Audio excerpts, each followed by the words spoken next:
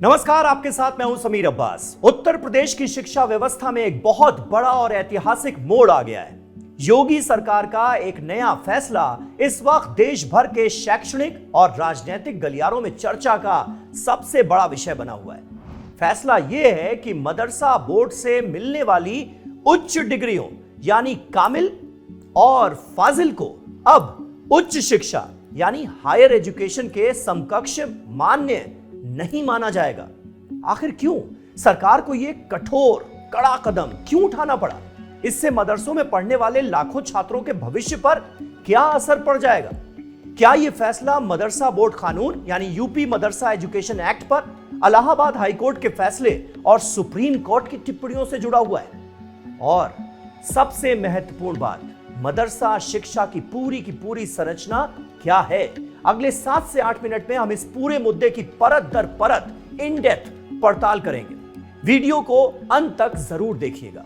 मुद्दे की गहराई में जाने से पहले आइए यह समझ लेते हैं कि मदरसा शिक्षा प्रणाली असल में काम कैसे करती है और इसमें अलग अलग कक्षाओं को किन स्तरों पर आंका जाता है, किन लेवल्स पर आंका जाता है। अगर हम प्राथमिक और माध्यमिक स्तर की बात करें तो मदरसा बोर्ड का ढांचा कुछ इस तरह है। पहले इसे समझ लीजिए। पहला, तहतानिया।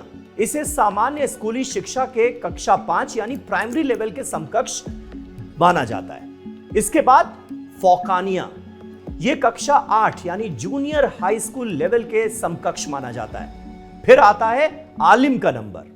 आलिम को कक्षा 12वीं यानी इंटरमीडिएट 10+2 के समकक्ष दर्जा प्राप्त है।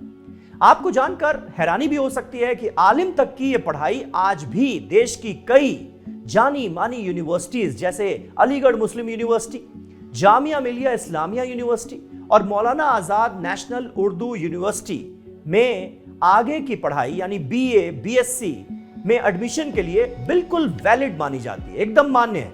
लेकिन समस्या यहां नहीं है। असली पेच फंसता है इसके आगे की उच्च डिग्रियों पर यानी कामिल और फाजिल पर। कामिल और फाजिल डिग्रियां क्या हैं और इसका पूरा विवाद क्या है, समझिए। मदरसा प्रणाली में आलिम यानी 12वीं के बाद आगे की पढ़ाई के 2 लेवल्स होते हैं। पहला कामिल, इसे ग्रेजुएशन यानी बीए के बराबर माना जाता है, बैचलर ऑफ आर्ट्स। दूसरा फाजिल, इसे पोस्ट ग्रेजुएशन यानी एमए मास्टर ऑफ आर्ट्स के बराबर माना जाता है। अब सवाल यह उठता है कि जब यह व्यवस्था बरसों से चली आ रही थी तो अचानक योगी सरकार ने इन डिग्रियों को हायर एजुकेशन के समकक्ष मानने से इनकार क्यों कर दिया? इसके पीछे 2 मुख्य रीजंस हैं, कानूनी पेच और यूजीसी के कड़े नियम।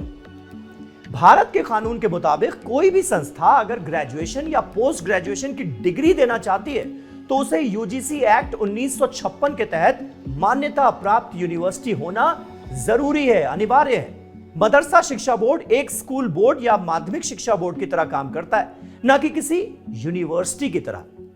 राज्य सरकार और शिक्षा विशेषज्ञों का यह मानना है कि मदरसा बोर्ड के पास ऐसी कोई भी कानूनी शक्ति नहीं है कि वो कॉलेज लेवल की बैचलर या मास्टर डिग्रियां जारी कर सके।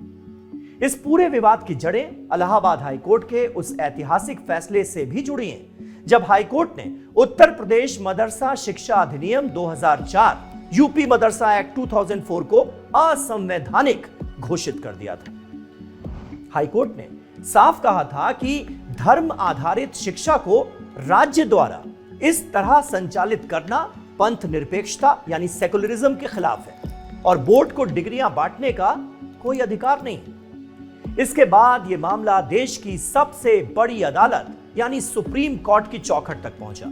सुप्रीम कोर्ट ने हाई कोर्ट के फैसले पर अंतरिम रोक तो लगाई, स्टे तो लगाया, लेकिन सुनवाई के दौरान सुप्रीम कोर्ट के जजों ने भी एक बेहद अहम टिप्पणी की। कोर्ट ने कहा कि मदरसा बोर्ड का काम माध्यमिक स्तर यानी 10वीं से 12वीं तक शिक्षा देना या उसका नियमन करना हो सकता है, लेकिन उच्च शिक्षा यानी हायर एजुकेशन में यूजीसी के मानकों से समझौता नहीं किया जा सकता।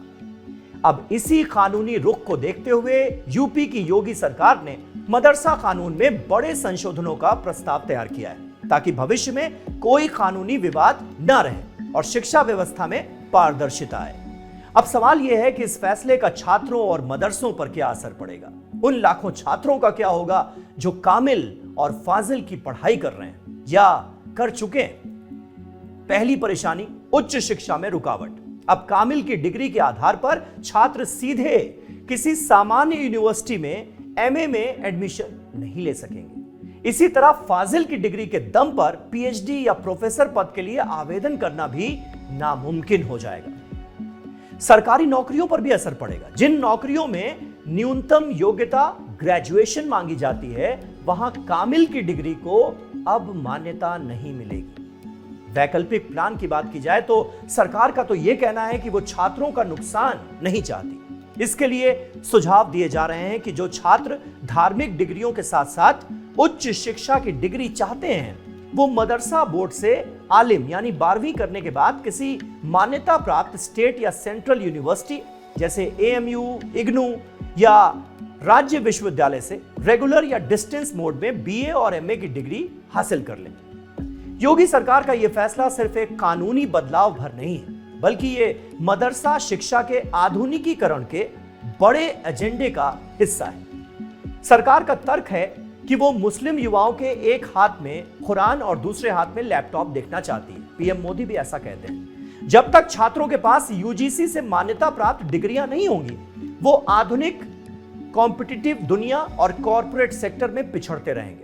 दूसरी तरफ विरोधी दलों और कुछ मुस्लिम संगठनों की यह दलील है कि इस फैसले से पारंपरिक मदरसों की इंपॉर्टेंस कम हो जाएगी और छात्रों के सामने अनिश्चितता का बादल मंडराने लगेगा।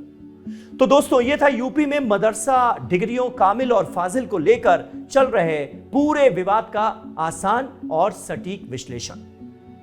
तहतानिया, फौकानिया और आलिम जहां 12वीं तक की मान्यता बनाए हुए हैं, वहीं कामिल और फाजिल पर लगा यह ब्रेक शिक्षा व्यवस्था में बड़े बदलाव का संकेत तो दे रहा है। आप सरकार के इस फैसले को किस तरह देखते हैं? क्या इससे छात्रों का भविष्य और बेहतर होगा या उनकी मुश्किलें और बढ़ेंगी? अपनी राय कमेंट बॉक्स में हमें जरूर बताइएगा। वीडियो पसंद आया हो तो इसे शेयर करना बिल्कुल ना भूलिएगा। फिलहाल के लिए मेरे साथ बस इतना ही। नमस्कार।